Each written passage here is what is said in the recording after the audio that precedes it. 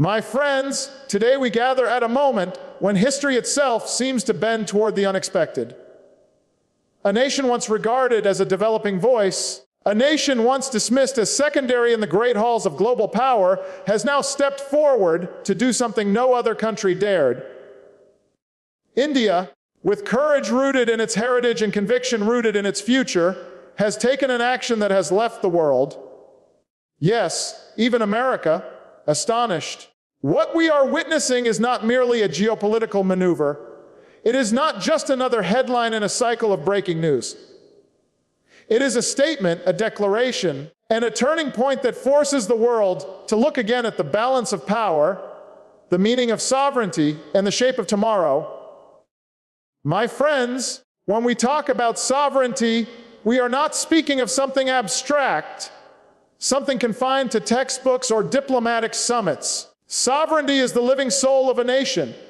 It is the idea that people, bound together by history and hope, have the right to govern themselves, to make their own choices, to determine their own path, without bending under the weight of outside pressure. And yet, for decades, sovereignty has often been spoken about as if it belongs only to those who already hold the greatest power. Too often, it has been the privilege of the mighty, while the rest are told to accept limits. But today, in a moment that will echo far beyond its borders, India has dared to take sovereignty out of the pages of theory and into the arena of action. And in doing so, it has reminded the world that sovereignty is not just a word, it is a force. Think about the courage it takes to stand up when the world expects you to stay seated. Think about the weight of global pressure, the phone calls from powerful leaders, the warnings whispered behind closed doors, the predictions of disaster. If you choose a path that does not conform, every nation has faced such pressures at some point. But very few have had the will to resist them. Very few have looked at the storm on the horizon and still chosen to walk forward. India has done that. And in doing so, it has broken the illusion that sovereignty is fragile, that sovereignty must bow before the so-called international order. No, sovereignty, when embraced with courage, has the ability to reshape that order entirely. Now, I know some will ask, what exactly makes this moment so different? Haven't other nations spoken of independence before? Haven't we heard leaders declare that they will protect their sovereignty? And yes, we have. But what makes India's act unique is that it did more than talk. It acted. And it acted at a time when silence would have been safer, when caution would have been easier, when compromise would have been more comfortable. Instead, it chose conviction.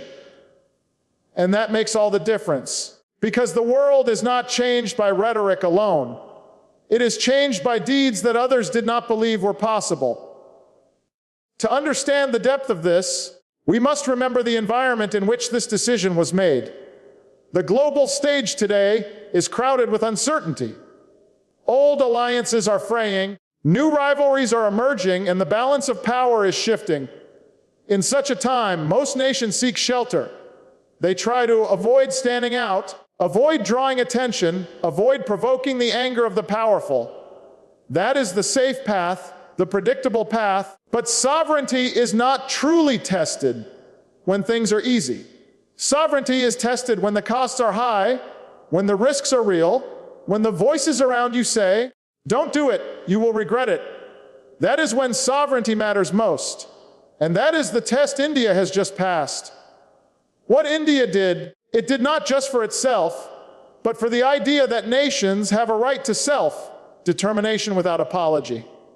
By exercising its sovereignty so openly, so decisively, India forced the world to confront a question many would rather avoid. Are we living in a global order built on equality, or one built on coercion? If a nation cannot take a stand without being punished, can we truly say sovereignty exists at all? India's decision has pulled back the curtain. It has revealed the double standards, the hierarchies, the subtle forms of intimidation that have too often been accepted as normal. And by challenging that normal, India has created space for a new conversation, one that will reverberate across continents. Now, this is not to say that sovereignty means isolation. It is not about building walls or turning away from the world. It is about engaging with the world on equal terms, not as a subordinate, but as a partner. India has long been a part of the international community, contributing to peacekeeping, to science, to trade, to culture. But too often, it has been expected to play a role assigned by others, to stay within boundaries drawn by powers with louder voices. Today, India stepped outside those boundaries. It said, "We are not simply participants, we are authors. We do not follow the script, we write it." And that message carries weight far beyond New Delhi. There will be those who dismiss this act, who try to minimize it, who will say it is a gamble, a mistake, a reckless move. But history teaches us something important. Every nation that has risen to leadership has faced that same chorus of doubt. When America declared independence, it was told it would be crushed. When colonized nations across Africa and Asia declared their freedom, they were told they could not survive. When small states challenged empires, they were told they would be forgotten. And yet, time and again, those who chose sovereignty, who chose courage, became the ones who reshaped the future. India is now carrying that torch forward in the 21st century. And let us not underestimate the ripple effect. Sovereignty, when defended with courage, is contagious. Other nations see it, and they take heart. Leaders who once felt isolated begin to imagine new possibilities. Citizens who once felt powerless begin to demand dignity. A single act of defiance against unjust pressure can awaken the spirit of an entire region. Already from Africa to Latin America, voices are rising, inspired by what India has just done. They are asking if India can withstand the weight of the world's most powerful players. Why not us? Why not now? And that is how global order shifts, not through sudden collapse, but through steady acts of courage that create new realities no one can ignore. But let us also be clear, courage does not erase consequences. India will face challenges. It may face sanctions, criticism, attempts to isolate it. That is the price every nation pays for standing firm. But here is the truth. Nations are not remembered for the ease of their choices. They are remembered for the strength of them. And the strength of India's choice will outlast whatever temporary storms it must weather, because the world respects courage, even when it pretends to be shocked by it. Even America, surprised though it may be, must now reckon with the fact that India has shifted the conversation, and that shift cannot be undone. This moment also tells us something about leadership. Too often we imagine leadership as something that comes only from power, military might, economic clout, technological dominance. But leadership, real leadership, is about example. It is about taking a step that others are afraid to take, and in doing so, showing them that they too are capable. India's act of sovereignty is leadership by example. It is not leadership by force, not leadership by domination, but leadership by courage. And in the long arc of history, that is the kind of leadership that endures. For the people of India, this is not simply a diplomatic maneuver. It is a reaffirmation of identity. It is a reminder that their nation is not defined by others' expectations, but by their own aspirations. It tells every child growing up in Mumbai, in Delhi, in the villages and towns, that their country is not just a participant in the world, it is a leader. And that pride, that sense of dignity, will fuel a new generation to dream bigger, to aim higher, to believe that they too can stand tall on the global stage. And for the rest of the world, it is a call to reflection. It asks us, what does sovereignty mean to us? Do we defend it only when it suits our interests, or do we believe in it as a universal principle? Do we respect it only when exercised by the powerful, or do we honor it when exercised by those who challenge the powerful? These are the questions India's decision has placed at the center of global debate, and they are questions we cannot avoid. My friends, sovereignty is not static. It is not something you declare once and then forget. It must be renewed, defended, lived out in action, especially when the stakes are highest. India has done that. It has taken sovereignty from the realm of theory into the realm of reality. And in doing so, it has not only reshaped its own destiny, but also altered the course of global politics. This is why the world is shocked.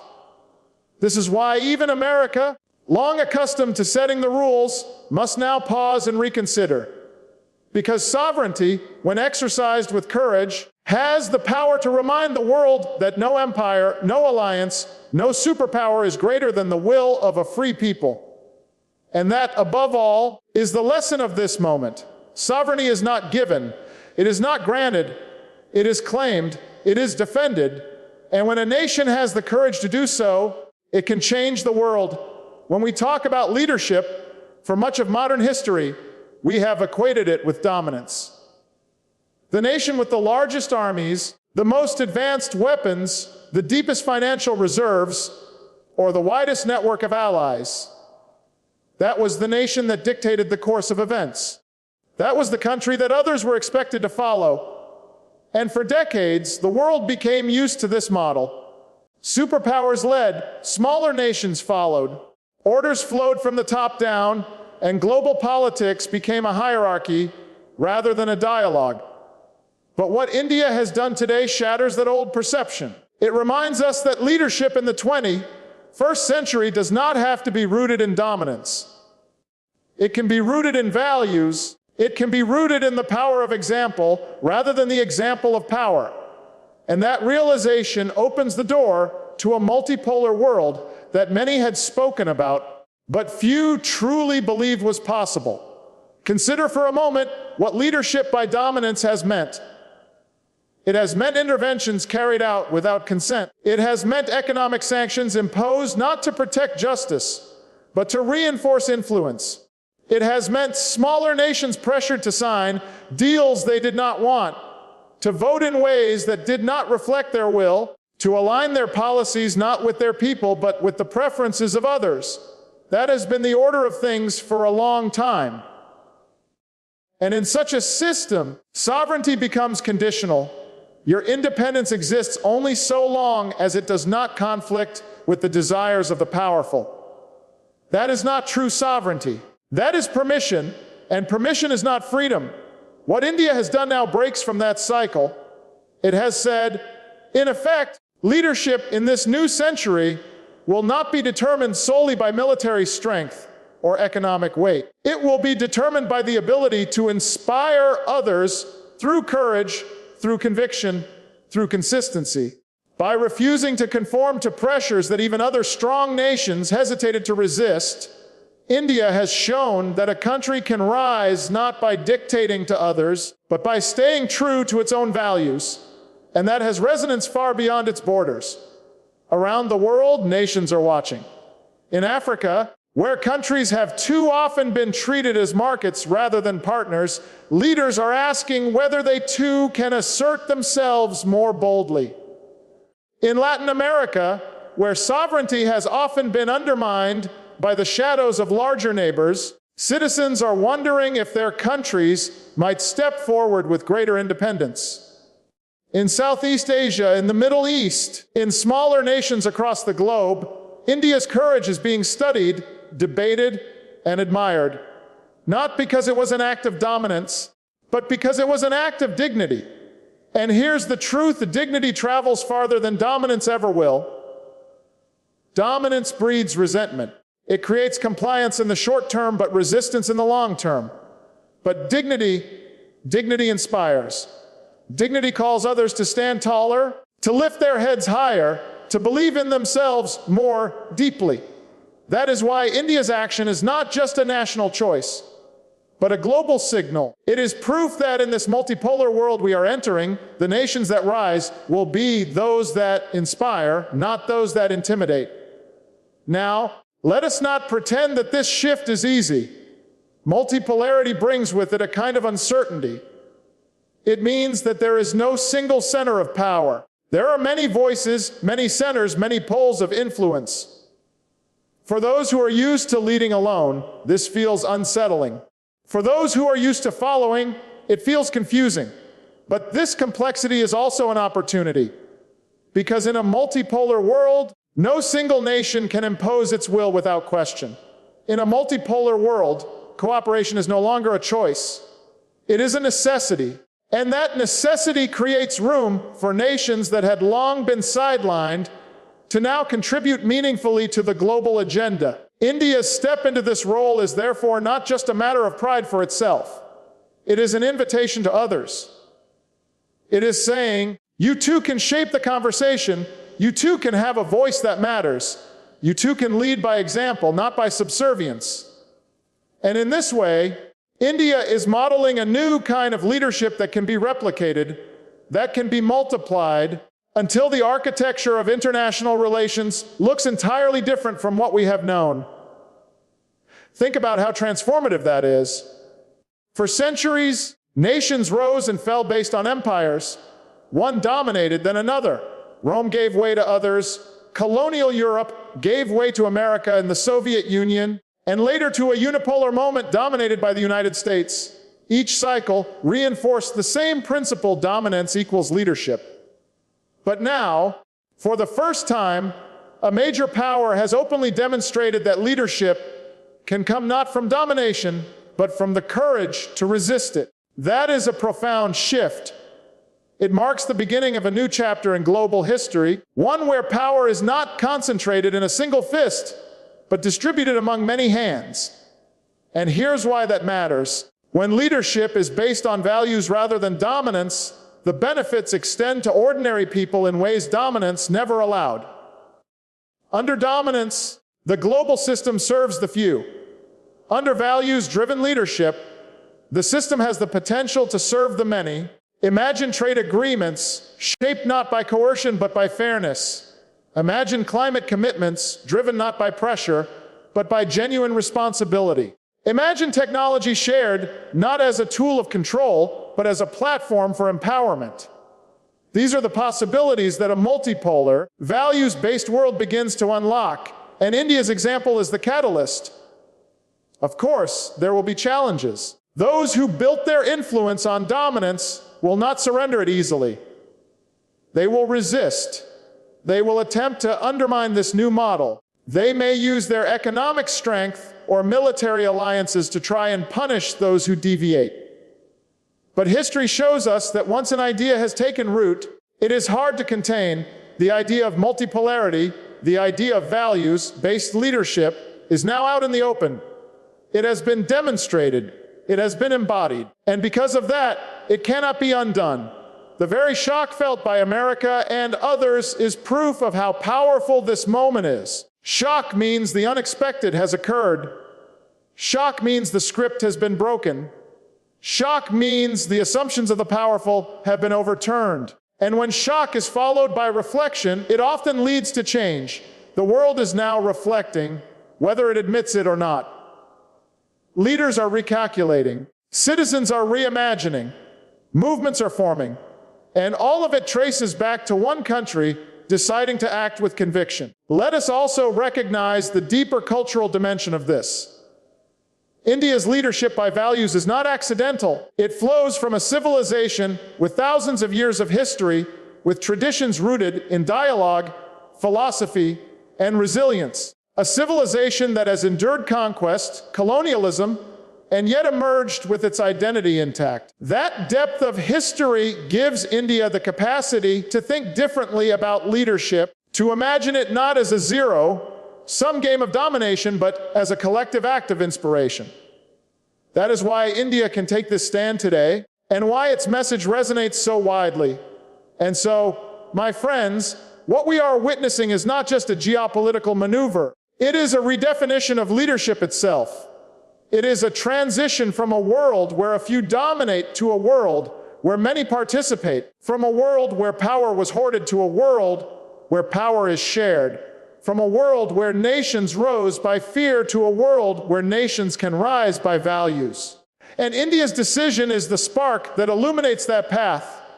In the days ahead, we will see debates. We will hear arguments about whether this was wise. whether it was sustainable, whether it will hold. But regardless of those debates, the precedent has been set. The example has been given, and the world cannot unsee it. One day, when historians look back at this moment, they will not measure it by the immediate reactions of surprise or disapproval. They will measure it by the chain of events it unleashed. The new alliances that were formed, the new movements that rose, the new leaders who found their courage. They will see that this was the moment when leadership began to shift from dominance to dignity, from power to principle, from fear to hope. And so, yes, America is shocked. Yes, the world is surprised. But perhaps that surprise is exactly what was needed, because surprise wakes us up. Surprise makes us question. Surprise forces us to imagine that things do not have to stay the way they are. And in that space of imagination lies the possibility of transformation. India has opened that space. It has expanded the horizon. It has shown us that in this new century, leadership is not about how loudly you can shout, but about how firmly you can stand. It is not about forcing others into submission, but about inspiring others into action. And if the world embraces that model, if the world follows that example, then we will not just enter a multipolar era. We will enter an era defined by cooperation, by justice, by dignity. An era where nations rise not by dominance, but by values. That is the meaning of this moment. That is the shock that reverberates across continents. And that is the hope that India has now placed before us all. So yes, America is shocked. The world is surprised. But perhaps that shock is necessary. Perhaps it is the wake-up call the world needs to recognize that history is no longer written in one place, by one voice, with one vision. India has just proven that courage is contagious, that sovereignty has power, and that leadership in this century will be measured not by the size of weapons, but by the strength of will. Let us not see this as a moment of division, but as a moment of possibility. A chance for the world to move from fear toward hope, from hierarchy toward equality, from domination toward dignity. And when the history of this century is written, when future generations look back at the crossroads of our time, they will remember this moment, the moment India did what no other country dared, and in doing so, it reminded us all that a new world is possible.